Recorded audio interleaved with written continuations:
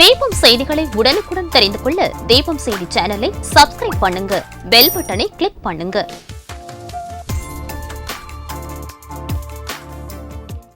வணக்கம். முக்கிய செய்திகள்.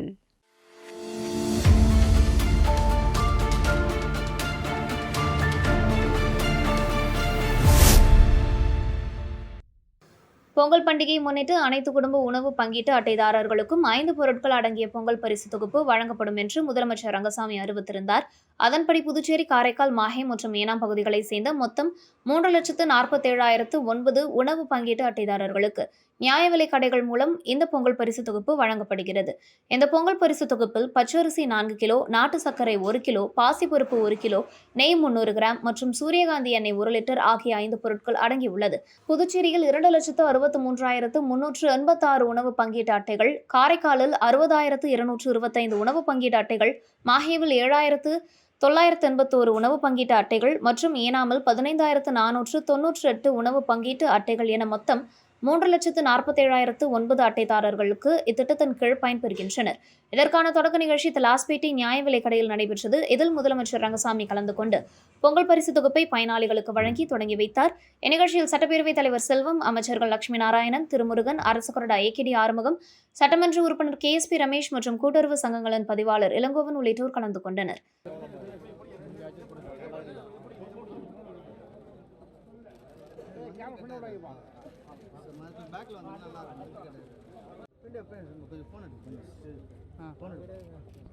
ஓகேவா சார்? சார் அப்படியே ஒரு லேடி கொடுங்க. அப்படியே அவங்க கொடுங்க சார். அப்படியே இருங்க. அப்படியே கொஞ்சம் ஃபோன் எடுப்பா.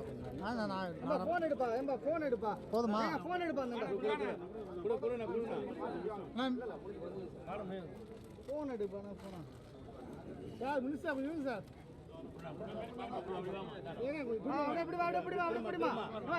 திரும்ப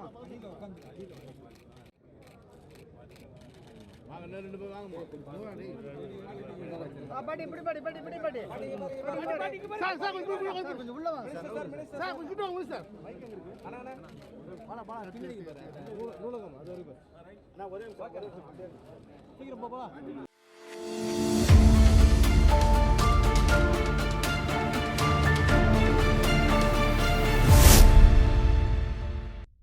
புதுச்சேரி உருளையன்பேட்டை தொகுதிக்குட்பட்ட இளங்கோ நகர் வார்டு சாந்தி நகர் 2வது மெயின் ரோட்டில் நடைபெற்று வரும் வாய்க்கால் கல்வெட்டு அமைக்கும் பணிகளை உருளையன்பேட்டை தொகுதி சட்டமன்ற உறுப்பினரும் நமது மக்கள் கழக தலைவருமான நேரு என்கின்ற குப்புசாமி நேரில் பார்வையிட்டு ஆய்வு செய்தார்.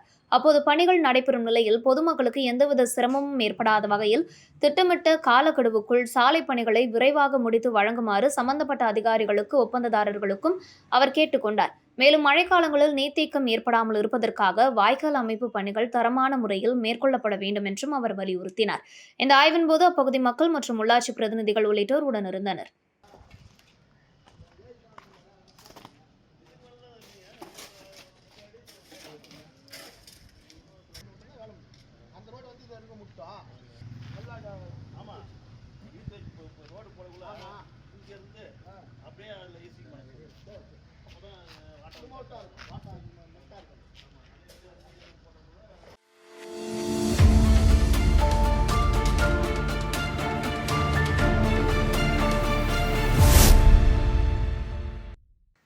காங்கிரஸ் கட்சியின் மாநில செயலாளர் ரகுபதி மங்களம் தொகுதியில் தொடர்ந்து பல்வேறு நலத்திட்ட உதவிகளை செய்து வருகிறார். இந்நிலையில் எதிர்வரும் தேர்தலில் மங்களம் தொகுதியில் போட்டியிட அவர் தீவிரம் காட்டி வருவதாக அரசியல் வட்டாரங்களில் பேசப்படுகிறது.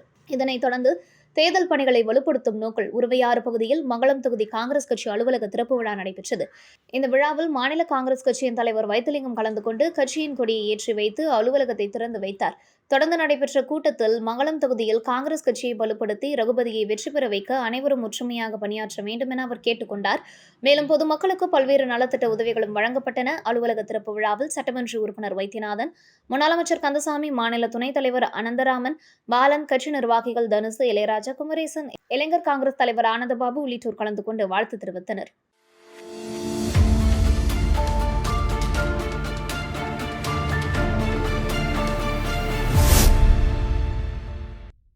புதுச்சேரி லாஸ்பேட்டை தொகுதியில் சட்டமன்ற உறுப்பினர் வைத்தியநாதன் தொடர்ந்து அடிப்படை வசதிகளை மேம்படுத்தும் பணிகளை முன்னெடுத்து வருகிறார். அதன் தொடர்ச்சியாக சுப்பிரமணியர் கோவில் தெருவில் புதிய சிமெண்ட் சாலை மற்றும் கழிவுநீர் வாய்க்கால் அமைக்க பரிந்துரைக்கப்பட்டு பொதுப்பணித்துறை மூலம் ரூபாய் 37,44,000 மதிப்பீட்டில் சாலை அமைக்கும் பணிகள் நடைபெற்றது. இந்த விழாவில் சட்டமன்ற உறுப்பினர் வைத்தியநாதன் கலந்து கொண்டு பூமி பூஜை செய்து பணிகளை தொடங்கி வைத்தார். நிகழ்ச்சியில் காங்கிரஸ் கட்சி நிர்வாகிகள், கமலா அறக்கட்டளை நிர்வாகிகள் மற்றும் ஊர் பொதுமக்கள் கலந்து கொண்டனர்.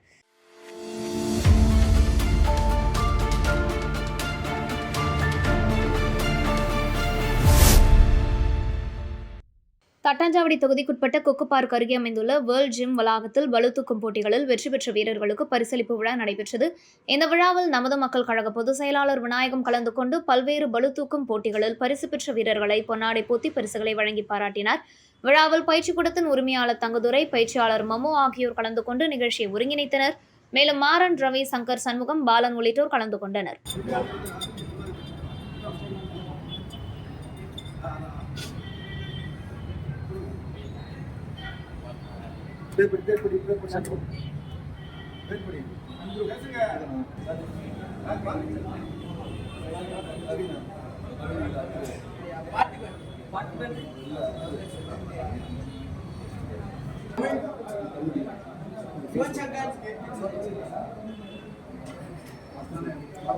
सुरेंद्र ये अरुण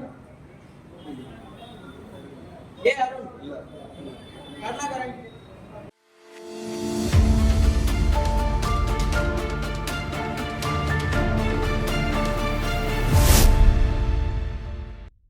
புதுச்சேரி விநாயக முருகன் ஸ்வீட் ஸ்டார் உரிமையாளர் மறைந்த ராஜசேகர் 3ஆம் ஆண்டு நினைவு தினம் முதலியார்பேட்டையில் அனுசரிக்கப்பட்டது. இதனையொட்டி அலங்கரித்து வைக்கப்பட்டிருந்த அவரது உருவப்படத்திற்கு அரியாங்குப்பம் தொகுதி சட்டமன்ற உறுப்பினர் பாஸ்கர் என்கின்ற தட்சிணாமூர்த்தி மற்றும் முதலியார்பேட்டை தொகுதி முன்னாள் சட்டமன்ற உறுப்பினர் பாஸ்கர் ஆகியோர் கலந்து கொண்டு மலர்தூவி மரியாதை செலுத்தினர். தொடர்ந்து மக்களுக்கு அன்னதானம் வழங்கும் நிகழ்வு நடைபெற்றது. முன்னாள் சட்டமன்ற உறுப்பினர் பாஸ்கர் மற்றும் மறைந்த ராஜசேகரனின் மனைவி சுபா ராஜசேகர் ஆகியோர் அன்னதானம் வழங்கினர். இந்த நிகழ்வில் முக்கிய அரசியல் பிரமுகர்கள் மற்றும் மறைந்த ராஜசேகரனின் மகன்கள் சதீஷ்குமார், கிஷோர்குமார் மற்றும் லுகாஸ் உள்ளிட்ட பொதுமக்கள் கலந்து கொண்டனர்.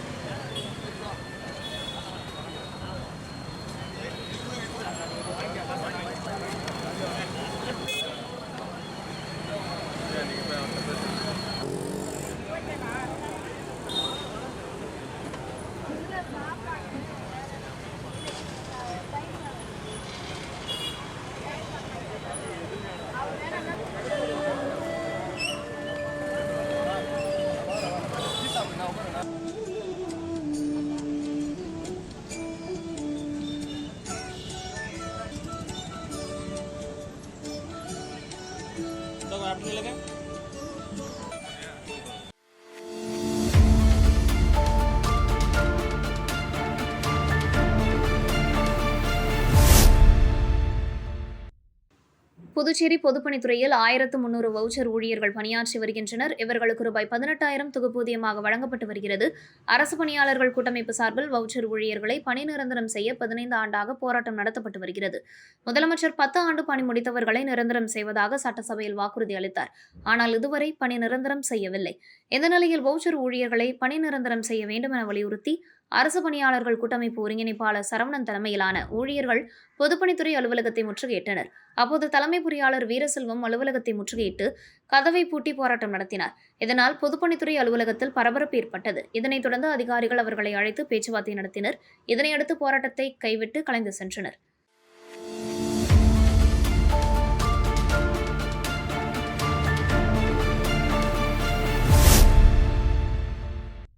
புதுச்சேரி ஆதித்யா வித்யாசிரமம் குடியிருப்பு பள்ளியின் 21ஆம் ஆண்டு விழா சரியான நேரம், உறுதியான மனம், எல்லையற்ற வாய்ப்புகள் என்ற கருப்பொருளை மையமாக கொண்டு நடைபெற்றது. ஜனவரி 3 மற்றும் 4 ஆகிய 2 நாட்கள் புதுச்சேரி சங்கமித்ரா கன்வென்ஷன் மைதானத்தில் இவ்விழா நடைபெற்றது. தொழில்நுட்ப கலைஞர்களால் வடிவமைக்கப்பட்ட பிரம்மாண்டமான டிஜிட்டல் அரங்கில் மாணவர்களின் கலை நிகழ்ச்சிகள் அரங்கேறின. இந்த விழாவில் முதல்வர் ரங்கசாமி கலந்து கொண்டு மாணவர்களை வாழ்த்தினார். மேலும் பள்ளியின் நிறுவனர் ஆனந்த், தாளாளர் அசோக் ஆனந்த், ஸ்ரீ வித்யா நாராயணன் அறக்கட்டளை டிரஸ்டி அனுராத் பூனமல்லி மற்றும் ஆர்த்தி ஆனந்த் ஆகியோர் பங்கேற்றனர். பல்வேறு நுழைவுத் தேர்வுகள் மற்றும் பொதுத் தேர்வுகளில் சாதனை படைத்த மாணவர்களுக்கு விழாவில் பரிசுகளும் சான்றிதழ்களும் வழங்கப்பட்டன. ஜிப்மர் மருத்துவக் கல்லூரி 19 மாணவர்கள், இந்திரா காந்தி மருத்துவக் கல்லூரி 16 மாணவர்கள், அரசு மற்றும் தனியார் மருத்துவக் கல்லூரிகள் 68 மாணவர்கள், ஐஐடி 15 மாணவர்கள், ஐஐஐடி 3 மாணவர்கள், என்ஐடி 35 மாணவர்கள், சிஏ 4 மாணவர்கள், மேலும் சிறந்த சாரணர் இயக்கம் மற்றும் தேசிய மாணவர் படை ஆகிய பிரிவுகளில் தலா 4 மாணவர்கள் பாராட்டு பெற்றனர். பள்ளியில் 10 ஆண்டுகளுக்கு மேலாக பணியாற்றிய ஆசிரியர்களுக்கு நினைவு பரிசுகள் வழங்கப்பட்டன. பள்ளியின் கலைத்துறை இயக்குநர் கலைமாமணி ராஜமாணிக்கம் ஒருங்கிணைப்பில் 2100க்கும் மேற்பட்ட மாணவர்கள் தங்களது திறமைகளை வெளிப்படுத்தினர். பள்ளி முதல்வர் டாக்டர் நடேசன் காங்கேயன் ஆண்டு அறிக்கையை சமர்ப்பித்தார். கல்வி மற்றும் கலைகளில் சிறந்து விளங்கிய மாணவர்கள், ஆசிரியர்கள் மற்றும் பெற்றோர்களுக்கு நன்றி தெரிவிக்கப்பட்டு விழா நிறைவுற்றது.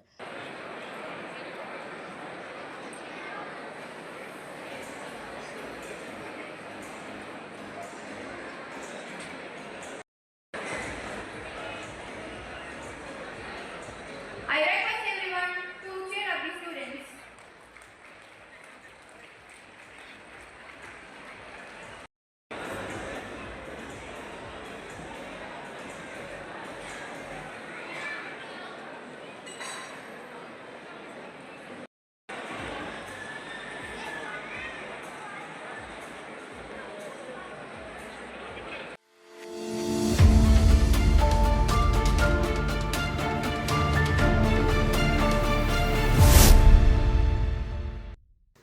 லயன்ஸ் யூனியன் ஆஃப் பிசினஸ் மற்றும் council of scientific and industrial research இணைந்து MSME 2035 the road ahead policies and partnerships என்ற தலைப்பிலான சிறப்பு விழிப்புணர்வு நிகழ்ச்சியை வரும் ஜனவரி 7ஆம் தேதி புதுச்சேரி SV பட்டேல் சாலையில் உள்ள ஹோட்டல் அதித்தியில் நடத்த உள்ளன. இந்த நிகழ்ச்சி சிறு குறு மற்றும் நடுத்தர தொழில்கள் தொடர்பான தொழில் முனைவோர் எதிர்கால வளர்ச்சிக்கு தேவையான புதுமையான தொழில்நுட்பங்கள், கொள்கைகள் மற்றும் கூட்டாண்மைகள் குறித்து தெளிவு பெற உதவும் வகையில் அமைக்கப்பட்டுள்ளது. குறிப்பாக CSIR காப்புரிமை பெற்ற தொழில்நுட்ப முயற்சிகள் தற்போது LUB மூலம் புதுச்சேரியில் MSME நிறுவனங்களுக்கு கிடைக்கப்பெற உள்ளன என்பதும் இந்நிகழ்ச்சியில் அறிமுகப்படுத்தப்பட உள்ளது. இதுகுறித்து LUB தலைவர் விஸ்வேஸ்வரன் கூறுகையில், இந்த நிகழ்ச்சி எங்கள் பிராந்திய MSMEகளுக்கான ஒரு முக்கியமான மைல்கல்லாக அமையும். 2035 நோக்கி முன்னேற தேவையான கொள்கைகள் மற்றும் கூட்டாண்மைகளை புரிந்து கொள்ள இது உதவும். CSIR உடன் இணைவதன் மூலம் தொழில்கள் முன்னேற்றமான தொழில்நுட்பங்களை ஏற்றுக்கொண்டு தங்களின் போட்டித்திறனை வலுப்படுத்த முடியும் என்றார். LUB செயலாளர் அசோக் கூறுகையில், MSME நிறுவனங்களுக்கு புதுமையான தொழில்நுட்பங்களின் அவசியத்தை வலியுறுத்துவதே எங்களின் நோக்கம். CSIR காப்புரிமை பெற்ற தொழில்நுட்ப முயற்சிகள் தற்போது LUB வழியாக கிடைக்கப்பெறுவதால் நிறுவனங்கள் வளர்ச்சியை வேகப்படுத்தி நிலைத்த வளர்ச்சியை நோக்கி முன்னேற முடியும். இந்த விழிப்புணர்வு நிகழ்ச்சி வெறும் தகவல் பரிமாற்றமாக இல்லாமல் செயல் மற்றும் கூட்டாண்மைகளுக்கான முக்கிய மேடையாக இருக்கும் என்றார். இந்த நிகழ்ச்சி மூலம் MSME தலைவர்கள், புதுமையாளர்கள் மற்றும் கொள்கை வடிவமைப்பாளர்கள் ஒன்றிணைந்து கருத்து பரிமாற்றம் மற்றும் கூட்டாண்மைகளை உருவாக்கும் வாய்ப்பு கிடைக்கும் என எதிர்பார்க்கப்படுகிறது.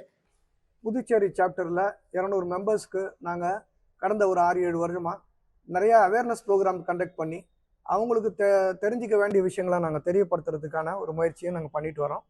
அவங்களுக்கு தேவையான நிறைய சப்போர்ட் நாங்கள் கொடுத்துட்ருக்கோம். லோன் வாங்குறது, பேங்க்கில் ஒரு கம்பெனி ஸ்டார்ட் பண்ணுறது, கம்பெனி லைசன்ஸ் அப்ளை பண்ணி வாங்குறது, GST பற்றின அவேர்னஸ் ப்ரோக்ராம் கொடுக்கறது, லீன் மேனேஜ்மெண்ட் பற்றி அவேர்னஸ் கொடுக்கறது, இது மாதிரி MSME என்டர்பிரனர்ஸ்க்கு நாலேஜை கொடுக்கறது, அவங்களுக்கு சப்போர்ட் கொடுக்கறது, கைடன்ஸ் கொடுக்கறது, இது எங்களுடைய தலையாய கடமையாக எடுத்து நாங்கள் செஞ்சிட்ருக்கோம்.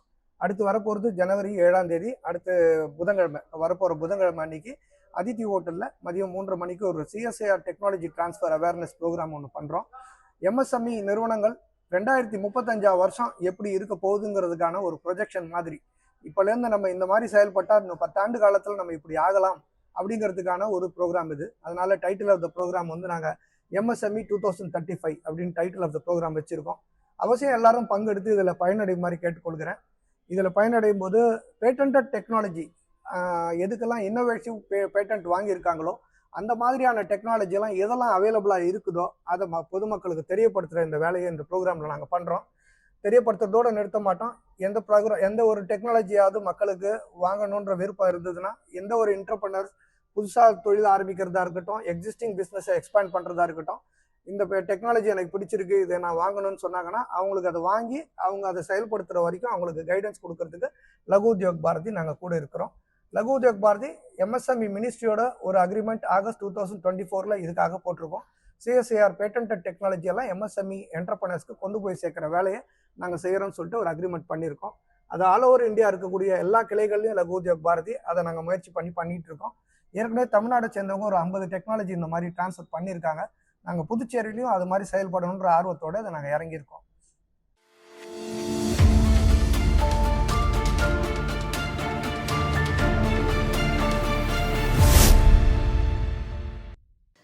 திருநள்ளார் புகழ்பெற்ற சனீஸ்வர பகவான் கோவிலில் உள்ள யானை பிரகிருதி அதிகாலை 4 மணி அளவில் நிலவிய கடும் குளிரையும் பொருட்படுத்தாமல் சாரல் மழையில் கோவில் வளாகத்தில் அமைந்துள்ள மிகப்பெரிய குளத்தில் இறங்கி குளித்து குதூகலித்தது.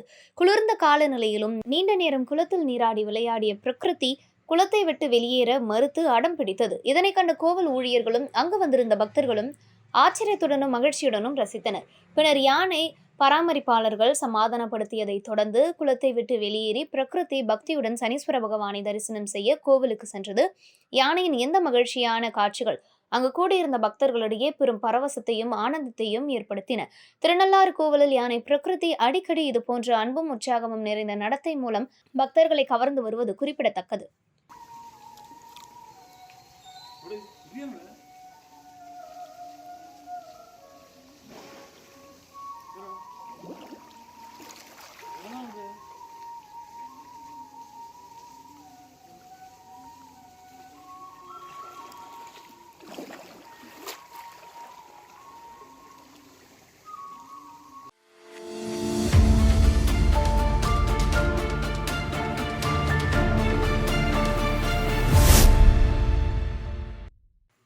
புதுச்சேரி திருபுவனை தொகுதிக்குட்பட்ட சிலுக்காரிப்பாளையம் பகுதியில் பம்பை ஆற்றில் உள்ள தடுப்பணை அருகே மழை வெள்ளத்தால் சேதமடைந்த சாலையை மேம்படுத்தும் பணியும் ஆற்றங்கரையில் பாதுகாப்பு தடுப்பு சுவரை உயர்த்தி கட்டுவதற்கான பணியும் ரூபாய் 13.69 லட்சம் செலவில் தொடங்கப்பட்டுள்ளது. புதுச்சேரி அரசு பொதுப்பணித்துறை நீர்ப்பாசன கூட்டத்தின் சார்பில் நடைபெறும் இந்த பணிகளை தொகுதி சட்டமன்ற உறுப்பினர் ரங்காளன் தலைமையேற்று பணிகளை தொடங்கி வைத்தார். பொதுப்பணித்துறை தலைமை பொறியாளர் வீரசெல்வம், கண்காணிப்பு பொறியாளர் சுந்தரமூர்த்தி, நீர்ப்பாசன பிரிவு செயற்பொறியாளர் ராஜ்குமார் ஆகியோர் முன்னிலை வகித்தனர். நிகழ்ச்சியில் உதவி பொறியாளர் மதிவாணன், இளநிலை பொறியாளர் ஹரிராம், ஒப்பந்ததாரர் ராமகிருஷ்ணன், கிராம முக்கியஸ்தர்கள், ஜேசிய மக்கள் மன்ற திருபுவனை தொகுதி தலைவர் ரவிக்குமார், பொதுச் செயலாளர் வடிவேல் மற்றும் நிர்வாகிகள், கிராம பொதுமக்கள் கலந்து கொண்டனர்.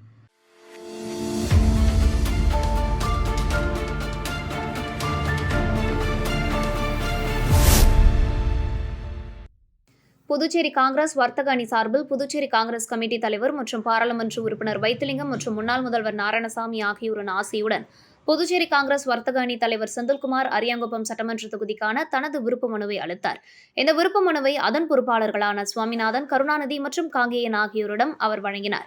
இந்த நிகழ்வின் போது காங்கிரஸ் வர்த்தக அணி துணைத் தலைவர் கலில் ரஹ்மான், நாகலிங்கம், சொக்கலிங்கம், பேரின்ப செல்வம், பொதுச் செயலாளர் தமிழ்செல்வம், ரவி, கோபால்நாதன், குணபூசணம், முனுசாமி, பொருளாளர் ராஜேந்திரன், செயலாளர்கள் தென்னரசு, சசிகுமார், இணை செயலாளர் முகமது உள்ளிட்டோர் கலந்து கொண்டு செந்தில்குமாருடன் இணைந்து விருப்ப மனுவை சமர்ப்பித்தனர்.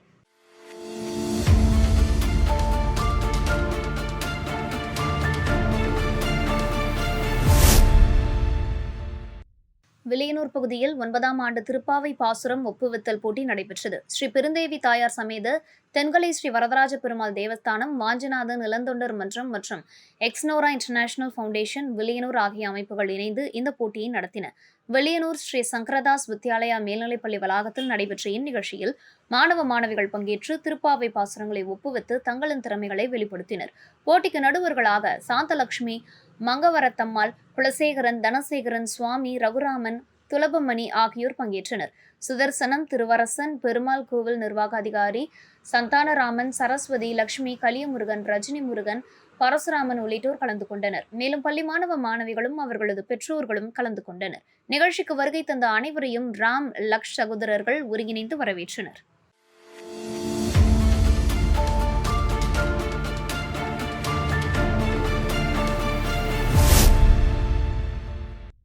புதுச்சேரியில் பூர்வீக ஆதிதிராவிட மக்களுக்கு மட்டும் 1964ஆம் ஆண்டு ஆவணங்கள் அடிப்படையில் சாதி சான்றிதழ் மற்றும் இடஒதுக்கீடு. புதுச்சேரியில் பூர்வீக ஆதிதிராவிட மக்களுக்கு மட்டும் 1964ஆம் ஆண்டு ஆவணங்கள் அடிப்படையில் சாதி சான்றிதழ் மற்றும் இடஒதுக்கீடு வழங்கப்பட்டு வருகிறது. அதேபோன்று குடிபெயர்ந்த ஆதிதிராவிடர்களுக்கு உச்சநீதிமன்ற உத்தரவுப்படி தாய் வழியை கருத்தில் கொண்டு சாதி சான்றிதழ் வழங்கப்பட்டு அதன் அடிப்படையில் இடஒதுக்கீடு வழங்கப்படுகிறது. இந்த நிலையில் குடிபெயர்ந்த ஆதிதிராவிட மக்களுக்கு அரசாணை இல்லாமல் சாதி சான்றிதழ் வழங்கும் அதிகாரிகளை கண்டித்தும் அதன் அடிப்படையில் வழங்கப்பட்ட இடஒதுக்கீடு ரத்து செய்ய வலியுறுத்தியும் புதுச்சேரி பூர்வீக ஆதிதிராவிடர் மக்கள் பாதுகாப்பு இயக்கம் சார்பில் கண்டன ஆர்ப்பாட்டம் நடைபெற்றது. மாவட்ட ஆட்சியர் அலுவலகம் எதிரில் நடைபெற்ற கண்டன ஆர்ப்பாட்டத்திற்கு மக்கள் பாதுகாப்பு இயக்க தலைவர் புண்ணியக்குடி தலைமையில் சுமார் 100க்கும் மேற்பட்டோர் கலந்து கொண்டு கோரிக்கைகளை வலியுறுத்தி கண்டன கோஷங்களை எழுப்பினர். இதுகுறித்து அவர்கள் கூறும்போது, போராட்டத்திற்கு பிறகும் அதிகாரிகள் தங்கள் கோரிக்கையின் மீது நடவடிக்கை எடுக்கவில்லை என்றால் மாநில அளவில் போராட்டத்தை நடத்தப் போவதாகவும் அவர்கள் எச்சரித்தனர். புதுச்சேரி மாநில தலித் இயக்கங்களின் பீம்சேனா சங்கத்தின் தலைமையில் இயங்குகின்ற கண்டன ஆர்ப்பாட்டத்திற்கு மக்களின் எதிராக செயல்படும் புதுச்சேரி மாநில காவல்துறையை உந்தன் பக்கை நடவடிக்கை துரிதமாக நடவடிக்கை மத்திய உள்துறை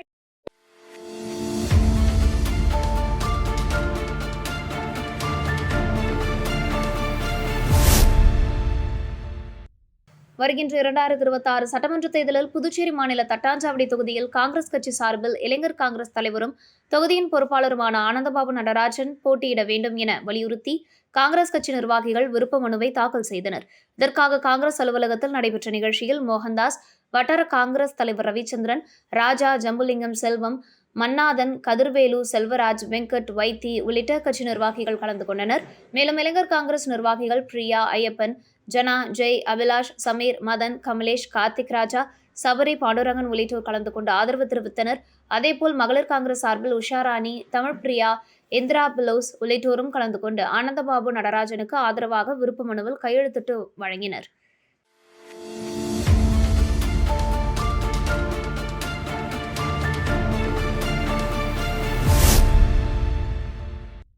காரைக்கால் பகுதியை சேர்ந்த ஒருவர் குடும்ப பிரச்சினை மற்றும் கடுமையான மன உளைச்சல் காரணமாக தன்னிடம் இருந்த சுமார் 50 சவரன் தங்க நகைகள் அடங்கிய பையை சாலையில் வீசிவிட்டு சென்றதாக கூறப்படுகிறது. அந்த வழியாக காரில் சென்ற ஓட்டுநர் சாலையில் கேட்பாரற்று கிடந்த பையை கண்டெடுத்து திறந்து பார்த்தபோது அதில் கட்டுக்கட்டாக தங்க நகைகள் இருப்பதைக் கண்டு அதிர்ச்சி அடைந்தார். எந்தவித தயக்கமுமின்றி உடனடியாக அந்த பையுடன் அருகிலுள்ள காவல் நிலையத்திற்கு சென்று ஒப்படைத்தார். இதனைத் தொடர்ந்து காவல்துறையினர் நகைகளை தொடர்பாக விசாரணை மேற்கொண்டனர்.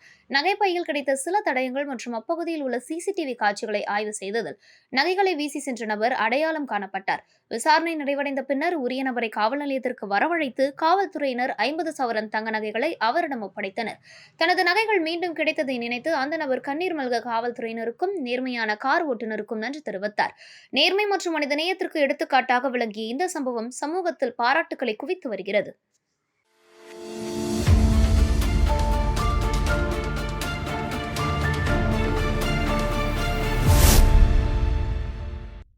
புதுச்சேரி இளைஞர்களின் பல்வேறு திறமைகளை வெளிக்கொணரும் வகையில் இளைஞர் திருவிழா நம்ம புதுவை நம்ம திருவிழா என்ற பெயரில் 2ஆம் தேதி முதல் 12ஆம் தேதி வரை 10 நாட்களுக்கு முன்னெடுக்கப்பட்டுள்ளது.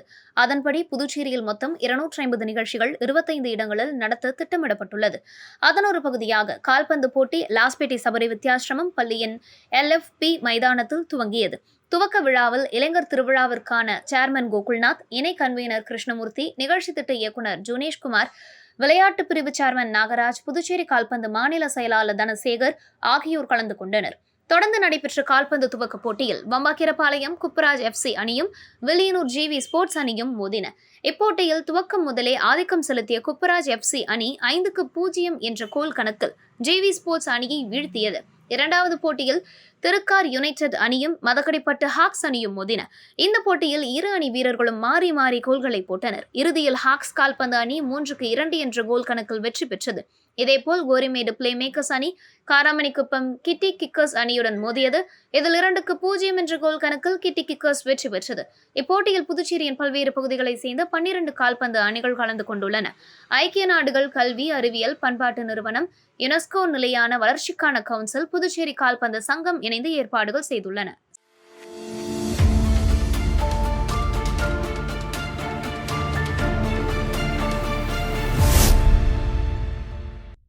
மத்திய அரசு சார்பில் பனைமரம் ஏறும் தொழிலாளர்களுக்கு ஊக்கத்தொகையாக ரூபாய் 5 லட்சம் அவர்களது வங்கிக் கணக்கில் வழங்கப்பட்டு வருகிறது. பனை தொழிலாளர்கள் திறம்பட செயல்பட்டு வருவதை ஊக்குவிக்கும் வகையில் திருவாரூர் மாவட்டத்தை சேர்ந்த ஒருவருக்கு முதன்முறையாக உறுப்பினர் அட்டை மற்றும் சான்றிதழ் வழங்கி மத்திய அரசு சிறப்பித்துள்ளது. பனை தொழிலாளர்களின் நீண்டகால கோரிக்கையை ஏற்று அவர்களை ஊக்குவிக்கும் விதமாக ஊக்கத்தொகை, உறுப்பினர் அட்டை மற்றும் சான்றிதழ் வழங்கிய மத்திய அரசின் இந்த நடவடிக்கைக்கு பிரதமர் நரேந்திர மோடி மற்றும் உள்துறை அமைச்சர் அமித்ஷா ஆகியோருக்கு நன்றியை தெரிவித்தனர். இதனை முன்னிட்டு அமித்ஷா, மோர்ச்சா நிறுவனர், அரசு சம்மேளனம் மற்றும் அகில இந்திய நாடார் சங்க தலைவர் அகிலன் காரைக்கால் காத்தா பிள்ளை கொடி சிக்னல் அருகே பொதுமக்களுக்கு இனிப்புகளை வழங்கி மகிழ்ச்சியை பகிர்ந்து கொண்டார். பணி தொழிலாளர்களின் வாழ்வாதாரம் மற்றும் பாதுகாப்பை மேம்படுத்தும் இந்த திட்டம் தொழிலாளர்கள் மத்தியில் பெரும் வரவேற்பை பெற்றுள்ளதாகவும் அவர்களின் நலனுக்காக மத்திய அரசு தொடர்ந்து நடவடிக்கை எடுத்து வருவதாகவும் அவர் தெரிவித்தார்.